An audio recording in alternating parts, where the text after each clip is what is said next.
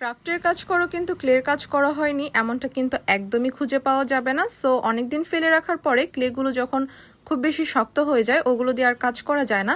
এরকম অবস্থায় ক্লেগুলোকে আবার কিভাবে আগের রূপে ফিরিয়ে আনতে পারবো সেই ট্রিক্সটাই তোমাদের সাথে আজকের ভিডিওতে শেয়ার করবো। আসসালামু আলাইকুম everyone, welcome back to my page কথা ইসলাম। কি অবস্থা তোমাদের সবার? কমেন্টে কিন্তু অবশ্যই জানাতে ভুলবে না। এই দেখো, আমি প্রথমে কিন্তু এটাকে এক্সপেরিমেন্ট করেছি আসলে এটা কাজ করে কিনা।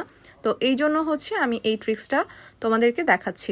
তো আমি 2 দিন এটাকে পানি দিয়ে ভিজিয়ে রেখেছিলাম। তো পানিগুলো সব সোপ করে নিয়েছি এই ক্লেটা। এরপরে আমি তুলে দেখলাম খুবই সফট হয়ে গিয়েছে, আর এত বেশি সফট হয়ে গিয়েছে একদম আগের মতো। তো এটা দিয়ে আমরা যে কোনো কাজ করতে পারবো, কোনোই সমস্যা হবে না। আর এই ক্লে দিয়ে আসলেই কাজ করা যায় কিনা এটা আমি তোমাদেরকে একদম প্রমাণ সহ দেখিয়ে দিচ্ছি। দেখো, আমি সেই ড্যামেজ হয়ে যাওয়া ক্লেগুলো দিয়ে সুন্দর করে ফ্লাওয়ার তৈরি করে দেখাচ্ছি। এই দেখো, ফ্লাওয়ারটা সুন্দর হয়েছে না?